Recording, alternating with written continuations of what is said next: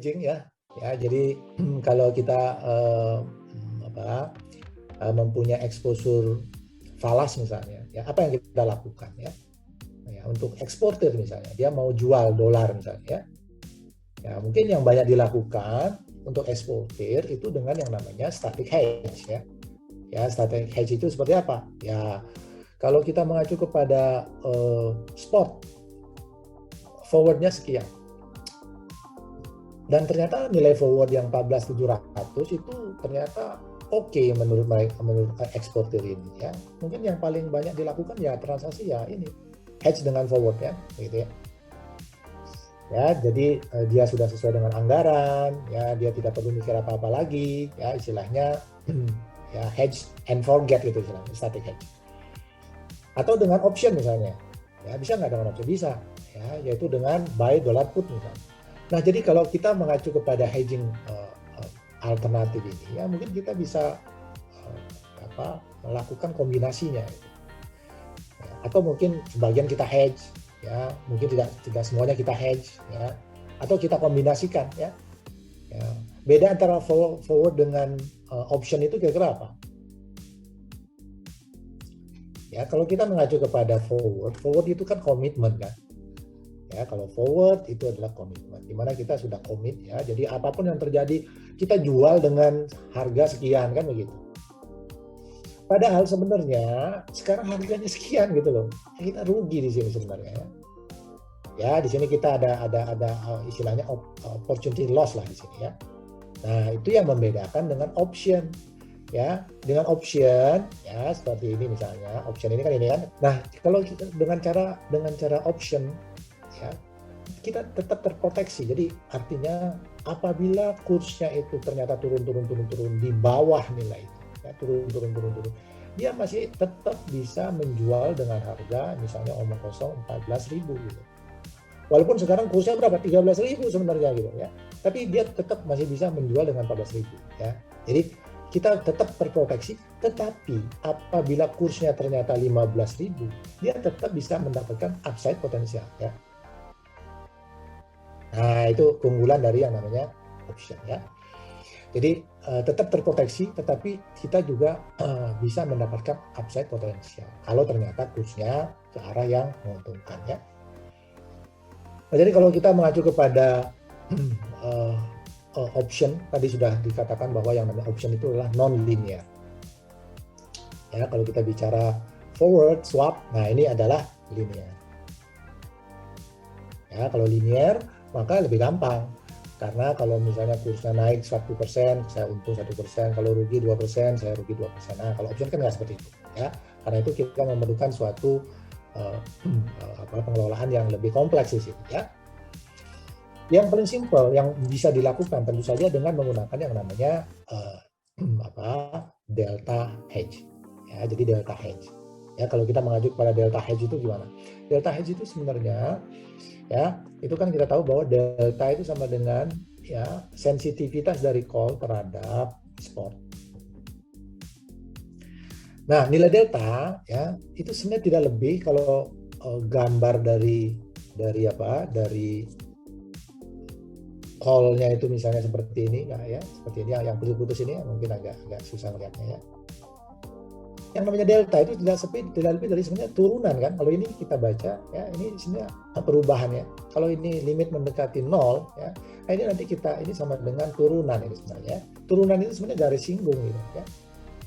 Jadi kalau kita mengacu kepada yang namanya delta hedge ya, itu sebenarnya kita men-treat yang namanya option itu seperti linear gitu ya, karena kita asumsikan dia garis lurus gitu ya. Tentu saja artinya masih ada error di sini, ini ya errornya. Error di sini ya. Banyak sekali. Semakin besar perubahan spot, semakin besar errornya ya. Nah, untuk mengatasi itu biasanya bukan delta saja yang ya, di hedge ya, tapi juga delta dan gamma ya, ini delta gamma ya. Ya karena kalau delta saja itu cuma garis lurus, kalau gamma itu ada melengkungnya lah kira-kira begitu ya.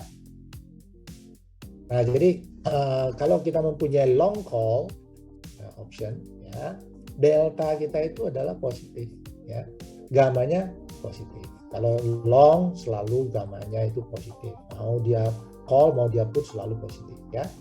Tapi kalau long call deltanya positif, tapi long put deltanya negatif ya. Kira-kira seperti itu ya. Nah, sehingga dari sini kita juga bisa nanti melakukan hedging untuk delta misalnya. Kalau kita long call itu deltanya positif kan? Berarti kita cari sekarang agar deltanya nol, caranya bagaimana? Kita harus cari cara bagaimana caranya kita tambahkan suatu posisi sedemikian rupa sehingga deltanya negatif. Apa yang kita lakukan untuk mendapatkan delta negatif? Delta negatif kita bisa peroleh dari apa? Short underlying kan? Ya, nah jadi kita short underlying-nya ya. Nah, sehingga kita juga nanti bisa mendapatkan delta 0. Tapi kalau gamma nggak bisa dari underlying. Gamma, seperti tadi. Ya, gamma, vega itu memerlukan opsi lain gitu untuk bisa menolkan ya. Jadi seperti tadi, kalau kita mengacu kepada delta, ya kita tahu bahwa kalau kita mempunyai ya delta dengan ya short dollar call ya, maka delta dari short dollar call ini kan sama dengan ini saja ya kalau kita short ya, minus perubahan dari call terhadap perubahan dari spot kan begitu ya. Kemudian kita hedge dengan buy ya, tentu saja ya kalau kita sekarang kita buy dolar berarti kan kita akan bisa menetralisir perubahan ini. Karena apa? Ya, portfolio kita sekarang menjadi ini. Yaitu apa? Ada call ya ditambah dengan buy tadi dolar ya. Buy dolar tentu saja tergantung sekarang spotnya berapa perubahannya ya, sehingga kita bisa mendapatkan kira-kira perubahan dari portfolio kira-kira sama dengan 0 gitu.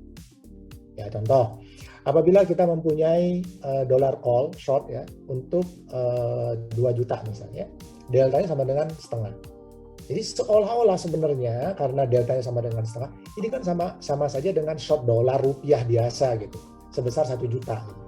Kalau ini sama dengan short dolar 1 juta, apa yang kita lakukan untuk menolkan? Ya tinggal beli aja 1 juta kan begitu ya. Ya karena kita beli ya deltanya 1 ya, sehingga akan menetralisir ya besarnya delta secara portfolio ya. Jadi butterfly, straddle, strangle ini adalah contoh dari delta neutral ya. Jadi deltanya 0 ya. Nah, coba sayangnya kalau misalnya kita mempunyai delta sekarang sudah 0. Ya, delta 0 hari ini ya. Delta 0 hari ini itu besok itu mungkin tidak 0 gitu loh. Ya, karena apa? Karena kalau kita asumsi bahwa sekarang deltanya 40%, berarti kan kita tadi short dollar call, kita hedge dengan buy sebesar 40%-nya kan. Tapi besok itu ternyata deltanya 30 gitu. Karena ada perubahan volatil, ada perubahan jangka waktu dan sebagainya. Itu sekarang 30%. Ini kebanyakan nih. Nah, artinya kita harus sell nih sebagiannya. Nah, karena itulah yang namanya delta hedging itu perlu kita rebalancing istilahnya. Ya, setiap hari kita sesuaikan ya, sehingga menghasilkan delta sama dengan 0 gitu. Nah, ini ada contoh ya. Jadi gimana kalau kita short ya, kita kemudian tambahkan dengan delta hedge ya, bahwa yang namanya hedging ini ya, itu harus kita lakukan rebalancing mungkin tiap waktu, mungkin tiap hari ya, mungkin tiap 2 hari misalnya ya, sehingga kita tidak terekspos terhadap delta risk-nya, kira-kira begitu ya. Ya, sehingga kalau misalnya ini mungkin saya buat contohnya ini menggunakan data dari awal tahun sampai tanggal 17 Mei ya. Nah, ini ada yang positif, ada yang negatif ya, dinetralkan dia ya. Jadi call position kita positif ya, ada long dolar rupiah kita negatif ya, sehingga net-netnya mungkin almost zero gitu ya.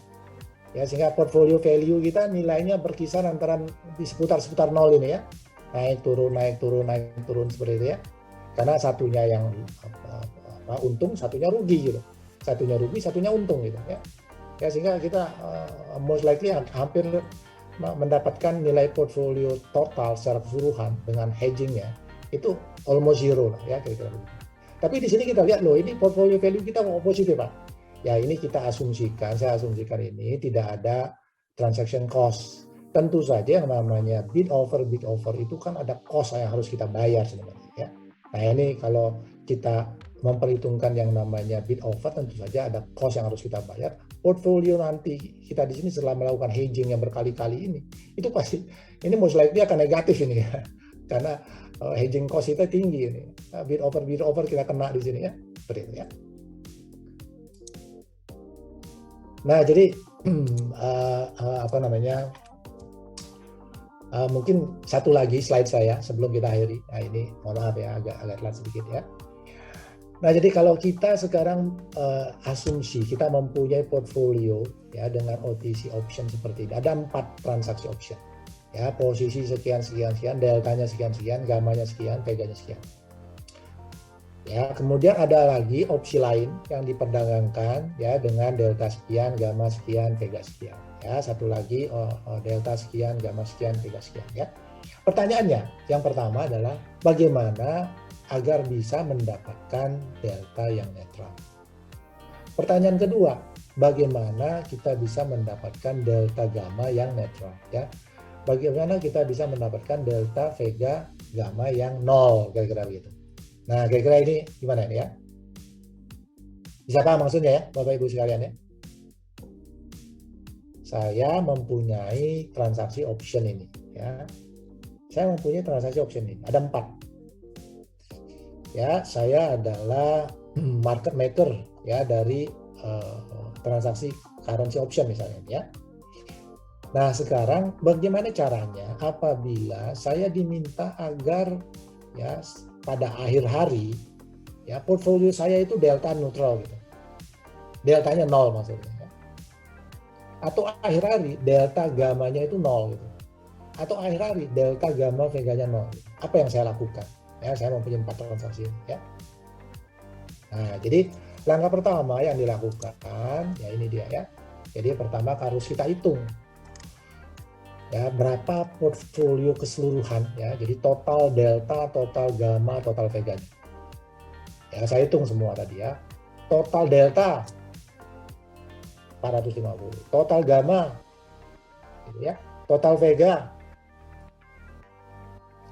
Nah, sehingga kalau kita mengacu kepada total delta 450 agar dia 0, apa yang kita lakukan? Ya. Agar dia 0, Pak.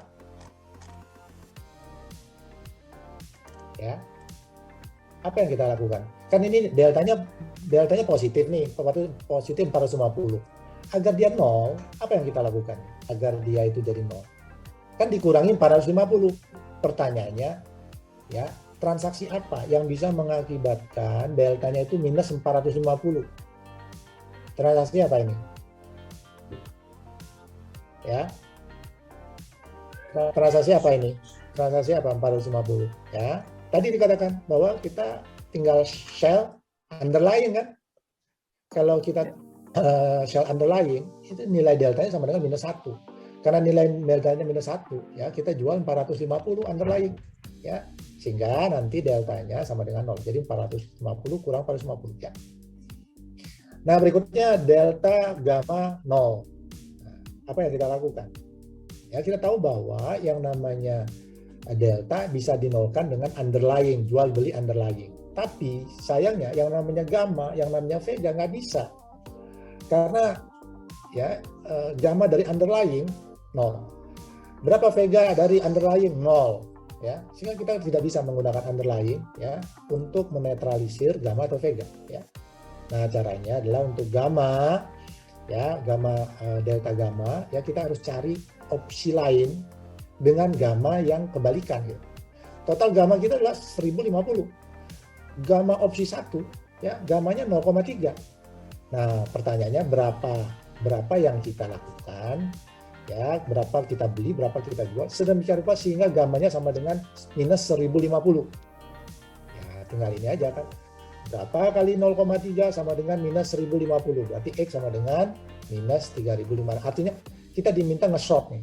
Kita short option 1 ya sebesar 3.500. Sehingga kalau saya jumlahkan nanti 3.500 kali 0,3 sama dengan minus 1.050. Minus 1.050 tambah 1.050 0 gitu ya. Cuma kalau saya tambahkan dengan posisi opsi yang ini, deltanya itu akan berubah lagi, bukan 450, tapi 450 dikurangi 0,6 ini kan, 0,6 dikalikan 3.500, nah, hasilnya sekian. Sehingga selain saya melakukan transaksi option yang pertama, saya tambahkan lagi dengan buy underlying, sehingga gamanya 0, deltanya juga 0 ya. Nah, untuk yang delta gamma vega, kita perlunya bukan satu opsi tapi dua opsi. Ya, satu opsi atau dua opsi, yaitu apa? Ini dia.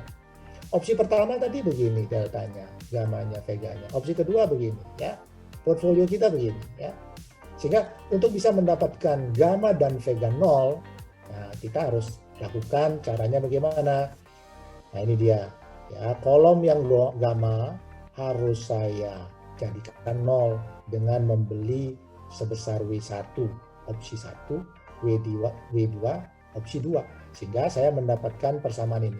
1.050 ditambah 0,3 kali W1 ditambah sekian harus sama dengan 0. Nah, sehingga saya dapat angka ini. Yang Vega juga sama dengan 0. Ya, sehingga dengan cara substitusi saya mendapatkan ya W2-nya 750, W1-nya minus 4750. Ya, artinya saya long ya yang opsi yang kedua, saya short 4750 opsi yang pertama. Sehingga dapat dipastikan nanti gamma dan veganya 0. Tapi tentu saja deltanya bukan lagi 2250, berubah nih ya karena ada dua transaksi option ini ya. Sehingga deltanya sekarang ternyata menjadi minus 2325. Sehingga untuk menolkan delta, saya beli lagi underlying.